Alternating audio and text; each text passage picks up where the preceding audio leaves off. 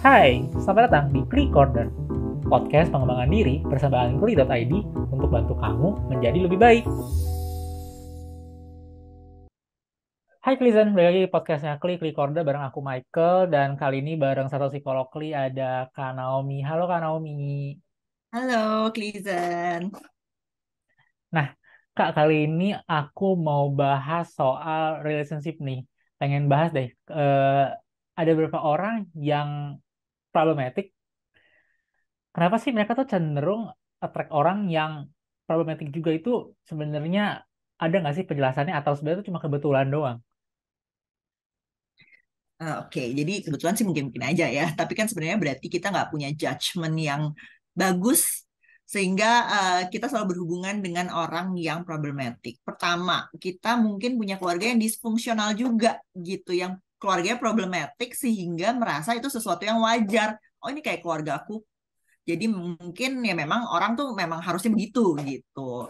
Lalu mungkin kita juga adalah pendengar yang baik. Sebenarnya positif kan, tapi kadang-kadang kita jadi memberikan seluruh diri kita untuk mendengarkan terus sehingga orang yang problematik punya kesempatan untuk menyuarakan keluh kesahnya gitu. Lalu mungkin juga kita adalah orang yang tidak nyaman dengan konflik. Jadi kita nggak bisa nolak nih gitu. Jadi walaupun kita tahu sebenarnya ini orang menyebalkan, problematik, tapi kita juga nggak bisa menolak dan nggak bisa memberi batasan untuk dia nggak masuk dalam hidup kita gitu. Lalu kita juga insecure, jadi kita bisa didominasi oleh orang lain gitu. Kita jadi merasa eh, tidak berani untuk menolak kayak tadi gitu dan membiarkan orang tuh yang dominasi. Lalu kita juga terlalu baik gitu. Jadi merasa bahwa oh semua orang tuh perlu didengarkan, semua orang itu baik, kita kasih kesempatan. Kadang-kadang kita tuh nice aja gitu. Padahal sebenarnya kita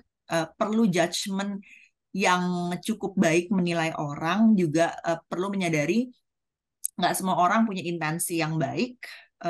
Dan kalau tidak punya intensi yang baik, tidak apa-apa kalau misalnya kita menolak dia dalam hidup kita gitu.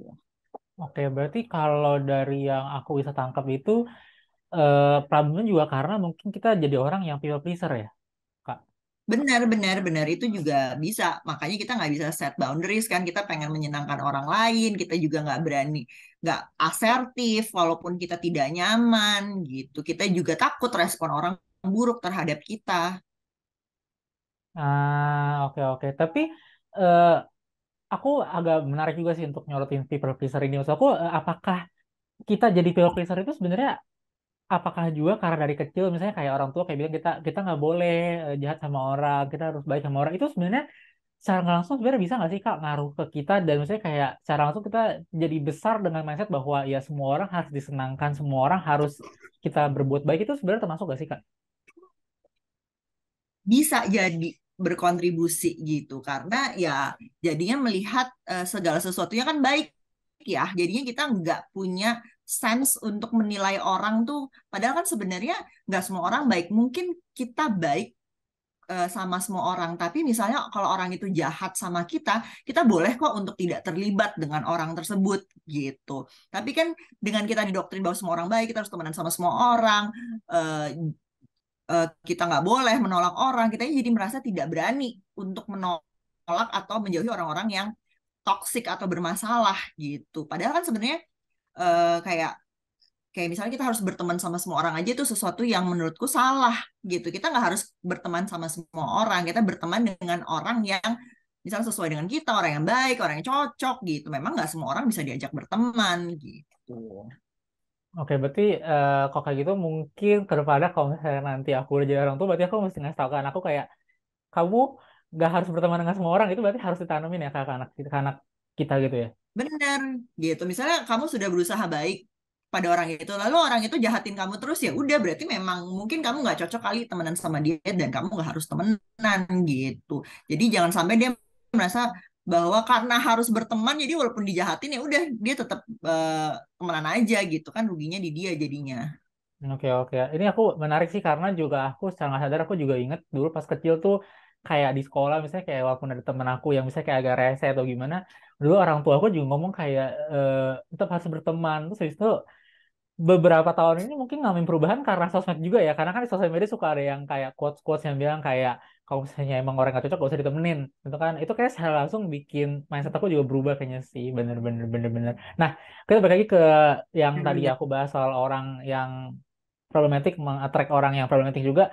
Nah, sebenarnya ada nggak sih Kak tips biar eh, orang-orang ini tuh nggak terus-menerus attract orang yang problematik gitu loh. Karena kan kalau misalnya kita lihat kayak yang tadi kita bilang, misalnya kayak aku juga ada lah orang di sekeliling aku yang misalnya dia itu karena dia insecure, dia selalu punya pasangan yang abusif kayak bilang kayak oh nggak ada loh yang mau sama kamu, nggak ada loh orang-orang yang mau dan menerima kamu selain aku. Nah itu kan mantan dia yang satu ya. Nah setelah dia putus dan ya putusnya juga drama ya, maksudnya kayak perlu waktu yang lama biar dia bisa pulih lagi. Nah dan kemudian dia menjalin hubungan lagi dan pasangannya tuh yang tipenya sama kayak gitu juga. Nah itu aku pengen tahu sih Kak ada nggak sih tips biar orang-orang kayak orang yang aku kenal ini dia itu nggak terjebak dengan pasangan yang sama ibaratnya kan berarti kan dia udah putus sama orang ibaratnya dia udah putus sama singa berarti dia sama singa lagi gitu loh itu gimana kak.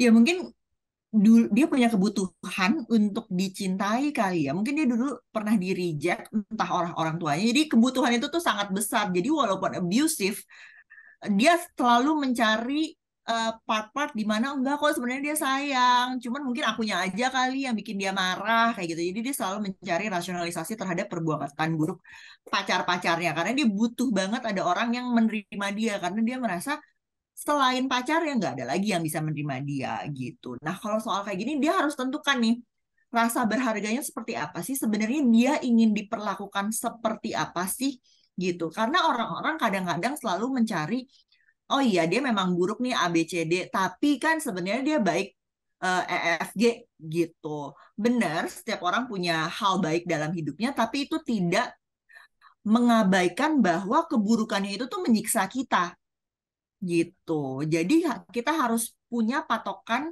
minimal basicnya orang itu harus memperlakukan kita seperti apa. Seperti apa kita ingin dihargai atau diperlakukan. Kita juga perlu untuk tahu batasan kita, boundaries, limit gitu. Sehingga kalau misalnya oh kalau udah dipukul berarti ya udah aku harus walk away. Berarti dia tidak sayang gitu.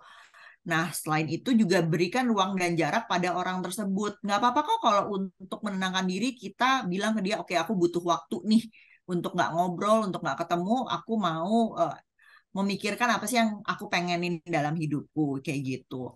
Terus udah gitu, mungkin yang paling penting adalah jangan berharap dia berubah. Kadang-kadang kita tuh jadinya punya superhero syndrome gitu. Kita berharap kita bisa mengubah seseorang gitu. Padahal tidak ada yang bisa mengubah seseorang kecuali orang itu punya insight bahwa dia bermasalah. Jadi patokannya adalah sikapnya dia saat ini gitu. Kalau dia tidak ada perubahan, misalkan kan biasanya setelah minta maaf, terus biasanya harusnya ada perubahan yang berarti ya. Kalau misalnya tidak ada perubahan, tidak ada pattern yang menetap, ya udah berarti memang kita yang harus walk away. Kita harus sadar kapan kita keluar dari hubungan itu.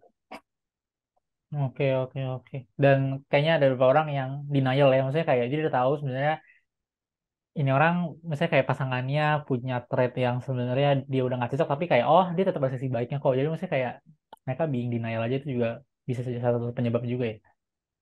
Benar, karena kita selalu mencari sisi baik supaya kita bisa menerima kembali orang itu gitu. Tapi kan sisi buruknya jauh lebih memberikan efek ya buat kita dibandingin. Makanya aku selalu tanya secara keseluruhan sebenarnya kamu puas nggak? Kamu nyaman nggak? Kamu lebih banyak rasa takutnya nggak? Harusnya sih kalau hubungan yang baik tidak didominasi kecemasan, rasa takut, intimidasi, kayak gitu.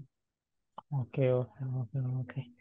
Thank you Kak Naomi penjelasannya. Nah, buat Cleazen yang merasa kayak, kok aku pola hubungannya selalu dapat pasangan yang toxic atau problematik. Nah, mungkin boleh banget coba konseling ke psikolog Dikli. Ada Kak Naomi juga bisa konseling bareng Kak Naomi. Jadi, bisa berproses biar memperbaiki diri juga dan punya hubungan yang lebih sehat. Oke, semoga penjelasan dari Kak Naomi membantu dan kalau misalnya menarik dan membantu Kristen yang dengerin, boleh banget nih podcastnya di-share ke teman-teman yang lain juga bisa biar kalian bisa dengerin juga. Oke, thank you Kak Noe penjelasan ya. Sampai jumpa di Terima podcast kasih. selanjutnya.